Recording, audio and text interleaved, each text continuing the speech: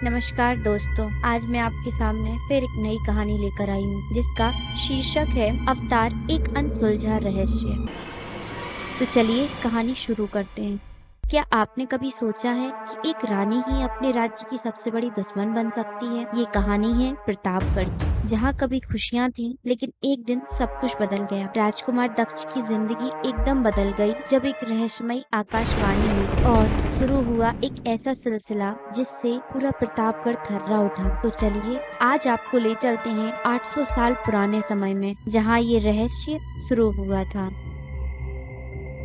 800 साल पहले की बात है। राजस्थान के प्रतापगढ़ साम्राज्य में हर तरफ खुशियां थीं। लोग सुख शांति से रहते थे। हर साल राजकुमार दक्ष एक प्रतियोगिता करवाते थे जिसमें वीर योद्धा हिस्सा लेते थे और विजेता को मिलता था एक शक्तिशाली ताबीज। इस बार भी मैदान भरा हुआ था। सबकी निगाहें दक्ष पर थी, वही जो हर बार विजेता बनता था। दक्ष धनुष बाण लेकर मैदान में उतरे। उनका तेज, उनका आत्मविश्वास सबको रोमांचित कर रहा था। लेकिन इस बार कुछ अजीब हुआ। आसमान में काले बादल छा गए और तभी हुई एक आकाशवाणी। 1 महीने में प्रतापगढ़ में कुछ ऐसा बदलाव आएगा जिसकी कोई कल्पना भी नहीं कर सकता। अगर राजकुमार दक्ष ने संभल कर कदम नहीं बढ़ाए तो उनकी जान भी जा सकती है।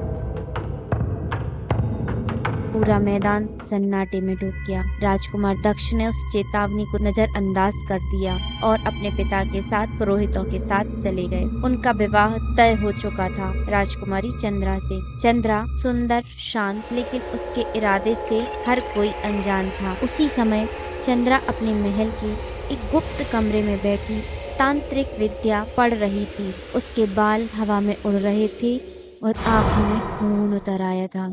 बस कुछ दिन और फिर मेरी पूरी शक्तियां एक हो जाएंगी और मैं बनूंगी प्रतापगढ़ की असली शासक। उधर विवाह की तैयारियां चल रही थीं। दक्ष और चंद्रा की शादी कुछ दिनों बाद बड़ी धूमधाम से हो गई। लेकिन जब पहली रात दक्ष अपने कमरे में पहुंचा, उन्होंने चौंक कर देखा। चंद्रा फिर से वही तांत्रिक क्रिया कर रही थी। दक्ष गुस्से में, राजकुमारी चंद्रा, आप ये क्या कर रही हैं? चंद्रा, मैंने सालों से इस पल का इंतजार किया है। अब वक्त है स्त्रियों के शासन का।